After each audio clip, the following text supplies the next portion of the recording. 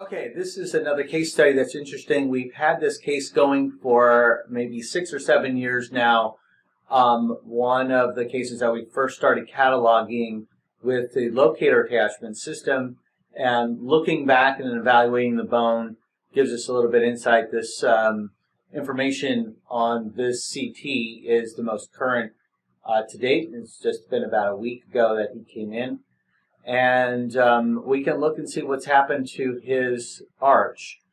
I have it on this view because this view kind of can give us an idea of what's going on when you have a load or a solid load of a denture working against an upper denture. So he has two edentulous arches, an edentulous arch without implants and an edentulous arch with implants.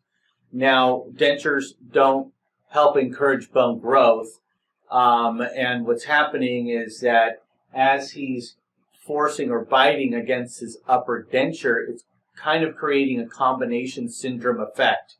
And we see it right here in the actual bone configuration now. You can see how the bone is resorbing away on the upper. Now, he never had good anatomy in the upper to do implants, but now it's even worse anatomy to actually help hold his denture in. He uses adhesives and things like that on this case, and he gets by. He's very happy with how everything has been holding.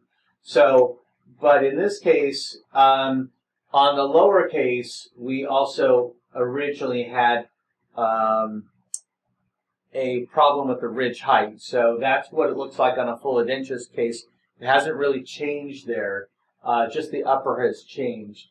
And on the upper, we don't even have to evaluate the upper with our assessment, mainly because the anatomy is so poor that there isn't any point in assessing it anymore because it's just a denture case that needs the palate, really, and there's not much the ridge can do for you. It helps hold a little bit, but not much. And then as we go along, what I wanted to bring up in this case was how the bone is affected long-term with implants when it's starting off in, let's say, a D1 situation. The bone in this particular area on what we call number 19 is a D1 bone. It's very, very hard. And you know, going 5-6 years later, I don't think we're going to be seeing this going much more than another year, and that's going to come out.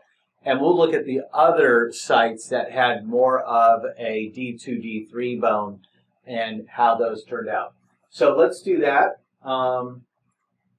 So I would rate right off the bat the ridge height into a yellow and the nerve area into an orange, mainly because we have to shorten the implant length because of this nerve right here, and especially on this side where we were worried about the bone here, but the bone was so hard here, we're losing the bone around this particular implant due to the forces that are on it.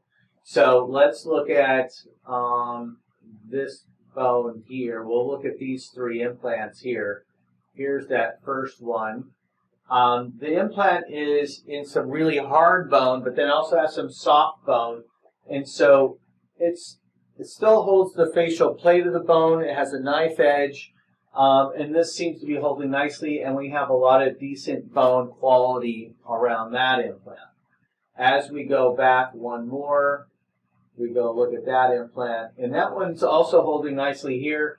We have a little bit of bone recession from the harder bone at the top, but otherwise it's holding nicely, and we have a lot of good D2, D3 bone here. Now, when we get back to this one, it's already losing so much bone, and let's look at how dense that bone is right before the implant. You can see how much harder it is here, and then you have this giant kind of like air hole that holds the nerve, which is not good. So, as we go back to look at that implant, we have a little bit of an angulation problem, but we have so much hard bone here, and you can see the bone, this was all in bone, all around here at one point, and now that's all kind of resorbing back because the stress on that implant against bone that doesn't have in a healing property, meaning that really, really hard bone is not a good healer. And so the stress of that implant is causing it to resorb back in the way, and it starts from the top of the implant down. So D1 bone is kind of on the red side in my assessment, and this is the reason why. 5 years out in this guy's case is now that implant's probably going to be lost within a 7-year period. So he got some life out of it. Our nerve is there, and as we go further back, we see that that bone is extremely hard as well. It's back into like a D1 bone, even right behind it. But if we go further back, this gets a little bit further back than I like to be. He has kind of an anatomical shape problem. He has this constriction here. The IA nerve comes really close.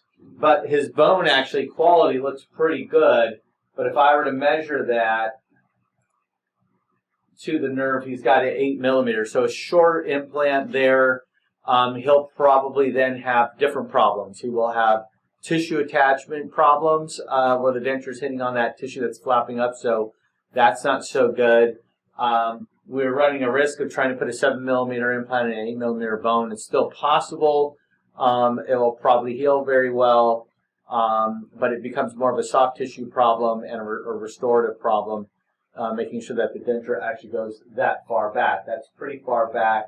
So would I want to do it that? I probably would not want to do that. Would oral surgeons want to do that? Some yes, some no. What I would be more suggestive to do is to add a bar if we wanted to. If this matters for him, this may not even matter because he already has 2 on this side. If these become a bar, now you can put the attachment here and over here, and I bet he would never miss that implant at all. And that's a simple way to solve it without getting into more surgery here that can be problematic if you hit the nerve with a drill. So that's a great case.